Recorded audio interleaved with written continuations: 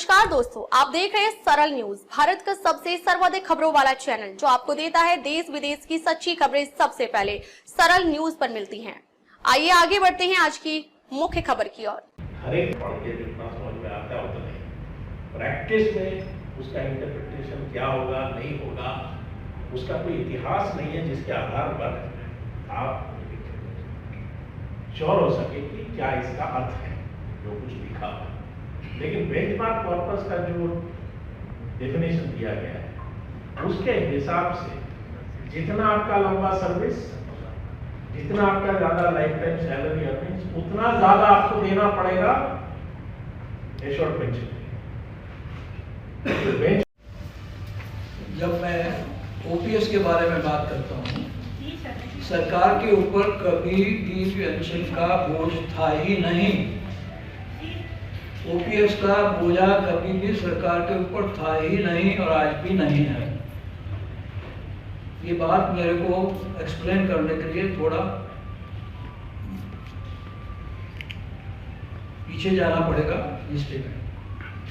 देखिए, हिंदुस्तान में पेंशन का प्रोविजन कब हुआ? 1857 में पहली बार ब्रिटिश सरकार ने पेंशन का प्रोविजन किया, लेकिन वो सोशल सिक्योरिटी के रूप में नहीं था, वो वफादारी के आधार पर था। ब्रिटिश सरकार से जो लोग वफादार थे उनके लिए वो वफादारी सुनिश्चित करने के लिए एक पेंशन का। लेकिन 1871 आते आते गवर्नमेंट ने ये रियलाइज किया कि जो गवर्नमेंट एम्प्लॉय है, काम करने का, बिजनेस करने का तो परमिशन है नहीं, वो कर नहीं सकता, और वो अपनी पूरी जिंदगी यहाँ बैठ के सरकारी काम करता है। अगर उसके दिमाग में ये आया कि मेरे रिटायरमेंट के बाद क्या होगा, मेरे परिवार का क्या होगा, तो वो करप्ट प्रैक्टिसेस में चला जाएगा। जो आपका पीएफ में जो मैच्योरिटी कंट्रीब्यूशन आना था गवर्नमेंट का, वो भी रेस्टोर नहीं हुआ, आपके पे स्केल्स भी रेस्टोर नहीं हुए। पेंशनर्स का कोई कवरेज पेंशन पे कमीशन के टर्म्स ऑफ रेफरेंस में नहीं था। फोर्थ पे, अब जो 74th पे कमीशन के समय उसका जो पीरियड था फोर्थ पे कमीशन का, वो तो था 1186 तक। लेकिन ये जो हमारे प्रेमचंद जी, जिन्होंने देश की ट्रेड यूनियन के ज्यादातर नेतृत्व को, सारा तो मैं नहीं कहता, एक सूत्र में कोरोना का काम जो करते हैं वो हमारे प्रेमचंद जी राष्ट्रीय महासचिव रूप से परम आदरणीय, जिनकी छत्र छाया में हम सब पल रहे हैं, बढ़ रहे हैं आगे, दीपक ढोलकिया जी। भारत पेंशन समाज, आज पहली बार हमने सुना है इतनी सारी बातें जो उन्होंने बताई हैं, क्योंकि स्टार्टिंग से तो पेंशन नहीं मिलती थी, उन्होंने सारी बातें यहाँ पे रखी हैं। माइसुरी जी, हरियाणा से ईश्वर शर्मा जी, और नर्सिस यूनियन का एक जाना माना नाम, और नर्सिस यूनियन की राष्ट्रीय अध्यक्षा है, सेक्रेटरी जनरल, बहुत बड़ी पोस्ट है नर्सिस यूनियन की, अनीता पवार जी, और इनफैक्ट एक मजबूत सिपाही, जहां भी जब भी बुलाया हमारे बीच में है, मैं उनका भी वेलकम करता हूं। दूसरे मेरी एक्सेप की टीम जो हमारे बीच में एग्जीक्यूटिव के साथी, ऑफिस बेरर, और दूसरे मेरे जो भी साथी एनपीएस के या सब हमारे बीच में आए हैं, उन सबको मेरा हाथ जोड़ के नमस्कार है। साथियों, आज हम बहुत ही एक तरह से गवर्नमेंट ने जो बॉल फेंकी है वो कर्मचारी के पाले में फेंक दिया। कब आप डिसाइड करिए, क्योंकि हम इब्सेप कल भी ओपीएस के साथ खड़ा था, आज भी ओपीएस के साथ खड़ा है। हमने अपना स्टैंड चेंज नहीं किया है। हमारा स्टैंड कल भी ओपीएस था, ओपीएस की लड़ाई लड़ी है हमने, आज भी हम ओपीएस के साथ खड़े, ओपीएस की लड़ाई लड़ेंगे। हमने स्टैंड चेंज नहीं किया है, लेकिन गवर्नमेंट ने एक बॉल फेंकी है,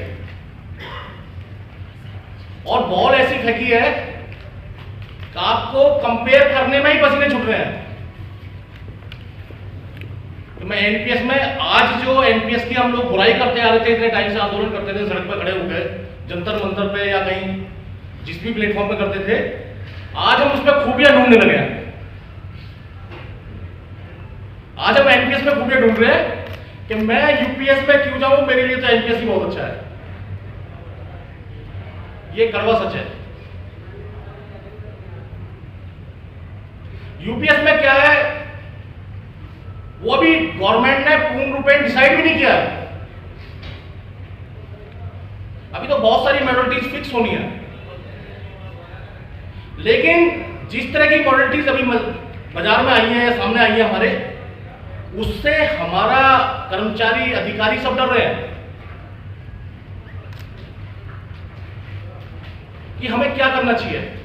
और उसी पे आज का हमारा सेमिनार है, जो सेमिनार आयोजित किया है कि आखिर हम जाए कहां। भाई हम लोग तो, मैं खुद ओपीएस का हूं, लेकिन जो हमारी नई पीढ़ी है, जो भी जगी नहीं है, सो रही है, वो लोग सो रहे हैं। उनमें से 2% जगह हैं सर। वो कौन से जगह है? जो बहुत बाद में उन्हें सर्विस मिली और वो एनपीएस में रिटायर हुए और उनकी पेंशन मिली 2500, 1500, 2000। उनकी थोड़ी नींद खुली है, नहीं तो जितना बाकी कर्मचारी लगा वो सो रहा है। वो अपना कॉर्पस देख रहा है, मेरा कितना 18 लाख हो गया, 17 लाख हो गया, 20 लाख हो गया, बढ़ रहा है, पीएफ आरडीए चेक करते रहते, पुराना नंबर मिला हुआ है, नहीं सोच रहा। तो साथियों, जो एनपीएस ने दिया, जो एनपीएस में गवर्नमेंट लेके आई, हम नहीं कर रहे, जो एनपीएस में गवर्नमेंट लेके आई, उससे ज्यादा जितना मैं सोचता हूं खतरनाक यूपीएस है। गवर्नमेंट हमें एक पर्टिकुलर एज पे जाकर के ये छोड़ दे, मैं आज की डेट में आपके इस हॉल के अंदर भाषण दे दूं, और क्योंकि गवर्नमेंट ने अभी जो ये स्कीम दी है यूपीएस, अभी 30 जून तक उन्होंने कहा कि थी, लेकिन सेंट्रल गवर्नमेंट को दी है, अभी स्टेट गवर्नमेंट को नहीं, हमारे यूनिवर्सिटी में भी नहीं गया है चिट्ठी, अभी हमारे में नहीं गया है, ऑटोनोमस में कहीं नहीं गया है। मेरे को दिल्ली सरकार में कोई काम कर रहे होंगे, लेडी किसका फोन आया था एक दिन, हाँ, तो शायद अब चला गया होगा, लेकिन 3 दिन पहले तक उनके पास भी कोई ऑर्डर यूपीएस के नहीं थे। उन्होंने मेरे से पूछा हमारा क्या होगा, मैंने कहा भी कहीं हमारे यहाँ कोई ऑर्डर नहीं है, लेकिन मैंने कहीं पढ़ा है कि मध्य प्रदेश में शायद उन्होंने यूपीएस के लिए कोई कमेटी फॉर्म करी है। लेकिन मैं तो एक ही चीज आपको कहता हूं सर, जो भी प्लस है, जो भी माइनस है, दोनों की दोनों स्कीम धोखा है। आज की डेट में जो हुआ, इतना ये कॉर्पस हुआ, ये घट जाएगा, प्रोपोर्शनेट, मतलब कहने का एक तरह से ये है कि एक छलावा है हमारे साथ, ये छलावा है। और उस छलावे पे आप सब पढ़े लिखे लोग, कर्मचारी, देखो नेता एक बार के लिए अनपढ़ बन सकता है, जनरल लीडर, लेकिन कर्मचारी मिनिमम मैट्रिक तो सब है। ये मैं आपके बीच में खड़ा हूं, हर कर्मचारी पढ़ सकता है, हर कर्मचारी पढ़े, उसको प्लस माइनस जो नियर बाई जो चीज लग रही है। मान लो एनपीएस का अब हम लोग आइडिया लगा रहे हैं कि जिस समय मेरी रिटायरमेंट होगी उस समय मेरा इतना पैसा होगा, उसका 60% मुझे मिल जाएगा, 1 करोड़ 1.25 करोड़ लिस्ट बना रहे हैं आज के डेट में, 1.25 करोड़ तक मेरा हो जाएगा, और उस 1.25 करोड़ को मैं मार्केट में लगा दूंगा। ये सोच है, मैंने कई लोगों से बात करी है, उन्होंने कहा मेरा तो उस समय 1.25 करोड़ होगा, मेरी पेंशन 1.5 लाख होगी एनपीएस में, मार्केट की हालत उस समय ये होगी। तो हम एज्यूम कर रहे हैं साथियों, कुल मिला के ये है कि जो भी परिस्थितियां हैं इस समय की, वो ठीक नहीं है, एंटी कर्मचारी हैं, एंटी अधिकारी। अभी सबने बोला सुप्रीम कोर्ट ने 1 रैंक 1 पेंशन, महामहिम पेंशन लेंगे ओपीएस,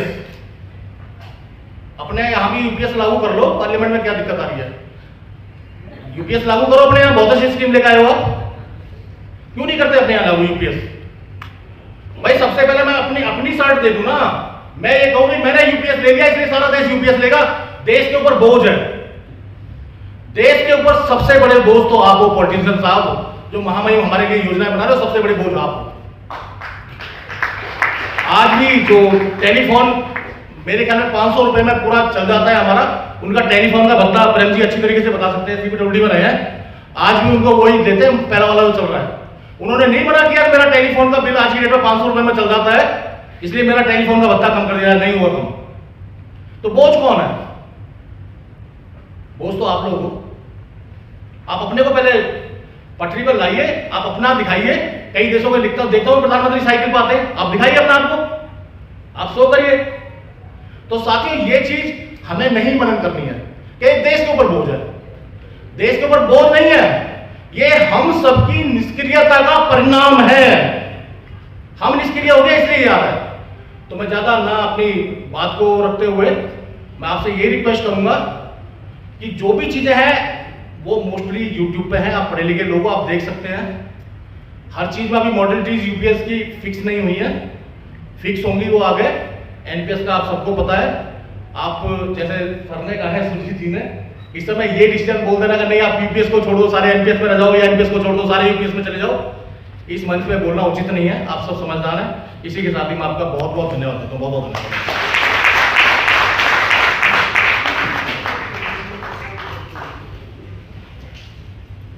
अभी करीब 10 मिनट का समय और है। मैं चाहूँगा कि आज के जो चीफ गेस्ट हैं, एफसेप के जनरल सेक्रेटरी श्री प्रेमचंद जी, वो आए, अपनी बात रखें। श्री प्रेमचंद।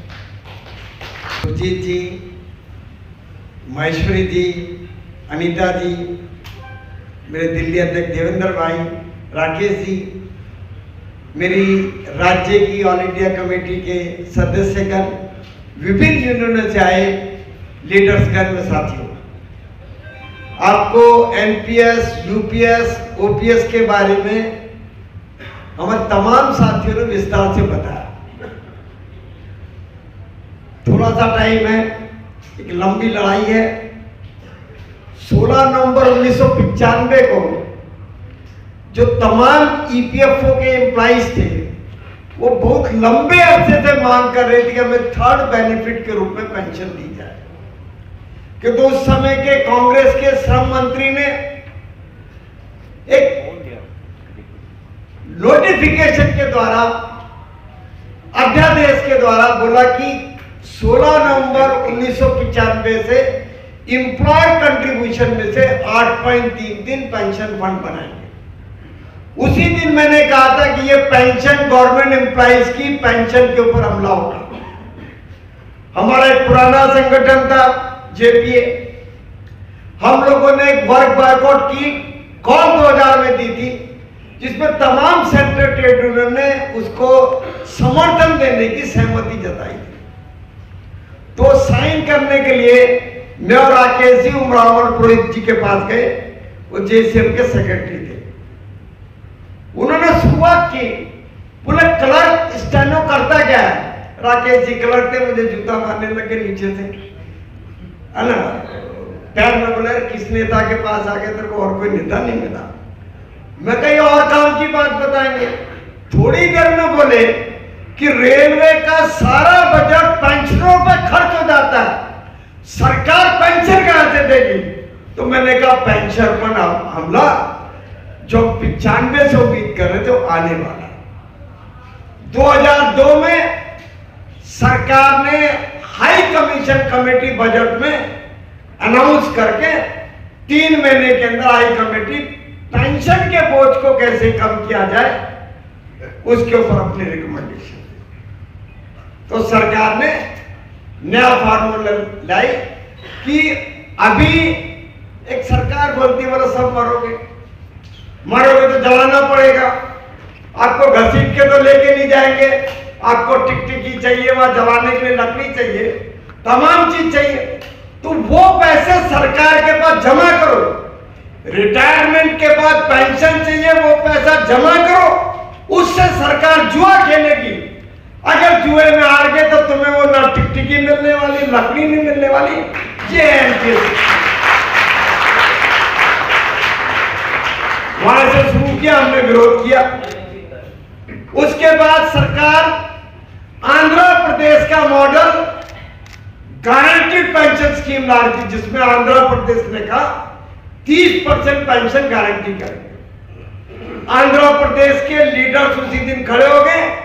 शाम को चीफ मिनिस्टर बोले यार ये तो मेरे आफत होगी, इससे अच्छा तो चुप रहता ज्यादा अच्छा था। उन्होंने जीपीएस स्कीम वापस ली। आपने बड़ी फेमस हम लोग महाभारत में बोलते हैं, अश्वत्थामा गजो धीरे से बोलते मारा गया। तो इन्होंने बड़े तेजी से अपने रेल मंत्री साहब को लगाया, वैष्णव जी को, बोला 50% गारंटी कर दी हमने, 50%। उसके अंदर क्या था, अश्वत्थामा जो था गज धीरे से बोला कि उसके अंदर छल है हमारा, उसके अंदर बेईमानी है हमारी, इस बेईमानी को गज की तरह धीरे से बोलकर 50% गारंटी की। ये बात तमाम शोर करते रहे। हमने मंत्री जी को पकड़ लिया, तो मंत्री जी ने बाद में वो बोलना बंद कर दिया। बड़ी मुश्किल से देश के तमाम नेताओं को, वो चाहे किसी सेक्टर के हो, तमाम गवर्नमेंट सेक्टर के नेताओं को मैंने इकट्ठा किया कि पुरानी पेंशन बहाली पर आओ एक साथ लड़ते हैं। तो जिनका जिक्र मेरे तमाम साथियों ने किया, बड़े नेता हैं, रेल उनके इशारों पर चलती, वो कहे तो रेल बंद हो जाता, हालांकि बंद होती नहीं है। 74 की आखिरी हड़ताल थी, तो मैंने पुरोहित जी देखे, चौबे जी देखे, शिव गोपाल मिश्रा जी भी देखे। बड़े प्रयास के बाद, मेरे कई साल के प्रयास के बाद आखिर में एग्री हुए कि इसके ऊपर बैठा जाए। मीटिंग हुई, मीटिंग में तय हुआ कि सिंगल सूत्रीय मांग पर, पुरानी पेंशन बहाल पर हम सतत आंदोलन करेंगे।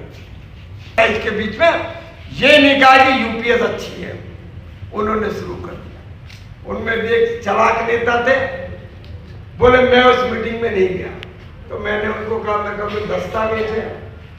तो मैं ये बात क्यों कह रहा हूं कि Indian public service employees federation एकमात्र देश का संगठन है, जब तमाम देश के नेता एक सुर में कहते थे ये सरकार ने जो निर्णय ले लिया वो निर्णय बदलने वाली नहीं है। हमने कहा ये तो क्या, इसका बाद भी निर्णय। एम्प्लॉइज फेडरेशन देश का एकमात्र वो संगठन है जिसके अंदर central government, state government, autonomous body, local body. मुद्दे पर यह है कि एम्प्लॉइज के सामने अपने बुढ़ापे की सुनिश्चितता कैसे की जाए, उसके सामने क्या क्या प्रॉब्लम वो फेस कर रहा है, ये हम लोगों का आज का सेमिनार का उद्देश्य है। तो आपने जो इश्यूज के ऊपर आज बात किए हैं, गवर्नमेंट उस चीजों को रेस्पॉन्सिबिलिटी क्यों नहीं दे रहा है? Why not government is taking serious? Government seriously इसलिए नहीं है कि अभी तक हम जो उसको जवाब देना चाहिए था, कहीं ना कहीं हम कमजोर रहे। ये हम अपनी कमजोरी मानते हैं कि जिस तरह एम्प्लॉइज को आंदोलन में आना चाहिए था, अभी भी एम्प्लॉइज उस स्थिति में नहीं आया। इसीलिए सरकार उसको, जैसे बच्चा जो है कोई डिमांड करता है तो फादर अगर कोई बड़ी चीज मांगता है तो उसको छोटी चीज दे के बहलाता है। गवर्नमेंट भी हमें सुनिश्चित पेंशन की जगह ये कभी एनपीएस कभी यूपीएस दे के बहलाना चाहता है। तो ये मीन्स एक कोऑर्डिनेशन नहीं है आप लोगों के बीच में, और ये कोऑर्डिनेशन ना होने की वजह से गवर्नमेंट ये फायदा उठा रहा है। कोऑर्डिनेशन का सवाल नहीं है, लीडरशिप में भी अलग अलग तरह के लोग हैं। जैसे भारतीय मजदूर संघ है, वो बीजेपी का संगठन है, तो आप क्या समझते हैं कि बीजेपी इस लड़ाई को लड़ेगी? और मैं समझता हूं पेंशन के मुद्दे में किसी भी पार्टी का कोई कलर में मतभेद नहीं है। जैसे आज की डेट में केरला में सीपीएम की सरकार है, किंतु उन्होंने अभी तक पुरानी पेंशन बहाल नहीं की। ठीक है, जयललिता ने और कांग्रेस गवर्नमेंट ने 2003 में, जबकि सेंट्रल गवर्नमेंट ने 2004 में नई पेंशन स्कीम लाई। इन दोनों सरकारों ने 2003 में पेंशन स्कीम इंट्रोड्यूस की। तो मतलब इनका कलर में कोई फर्क नहीं है, पॉलिसी में कोई फर्क नहीं है। अगर जब तक हम इनको प्रेशराइज करके मजबूर नहीं करेंगे तब तक ये हमारी पुरानी पेंशन बहाल नहीं करेंगे। तो आपका आगे जो रणनीति है वो क्या सड़क के ऊपर उतरेंगे आप लोग? हम अभी योजना बना रहे हैं कि हमारा लगातार, क्योंकि चुनाव से पहले बहुत सारे लोग मतलब खड़े हो जाते हैं और सरकार भी जानती है कि चुनाव है इसलिए लोग ये खड़े हैं। हमारा ये मूवमेंट सतत चलेगा। जैसा महेश्वरी जी ने कहा कि अगर ये सरकार अगले चुनाव से पहले पुरानी पेंशन बहाल नहीं करेगी तो हम किसी भी पार्टी को, कोई भी पार्टी जो पेंशन की गारंटी नहीं करेगी उसको हम लोग सत्ता में नहीं आने देंगे। कुछ लोग हैं जो कह रहे हैं कि एनपीएस और यूपीएस में कह रहे हैं कि ये बेहतर है, अच्छा है। अच्छा, सरकार के आदमी, हम उसे अगर देसी भाषा में बोलेंगे, अगर कोई दलाली करने लग जाए तो हम दलाली, जो दलालों के तो ठेकेदार नहीं हो सकते। अगर वो सरकार के पैरोकार बन जाए, हमें एम्प्लॉइज के लीडर है, तो एम्प्लॉइज के हितों को हमें ध्यान में रखना हमारा काम। हरियाणा चुनाव के दौरान प्रधानमंत्री मोदी ने कहा था कि जो लोग पेंशन की मांग कर रहे हैं, एनपीएस जो अभी आया, यूपीएस आया, इससे जनता खुश है और मिठाइयाँ बंट रही हैं, लोग खुशी में मिठाइयाँ बांट रहे हैं। अच्छा, कुछ लोग उनके अंधभगत हैं, वो मिठाई भी भाग सकते हैं, कुछ भी कर सकते हैं, ठीक है, तो उनका तो कुछ नहीं कर सकते ना। आजकल एक ट्रेडिशन है, जैसे हमारे प्राइम मिनिस्टर जाते हैं कहीं भी विदेश में, अपने साथ लोगों को ताली बजाने के लिए ले जाते हैं ताकि लोग मोदी मोदी करें, वो असल में उनके लोग हैं। जैसे चैनल तो क्या है, गोदी मीडिया जैसे मदारी होता है, मदारी अपने कुछ लोग पहले से लगा के रखता है, वो ताली बजाएंगे, तमाम चीज करेंगे।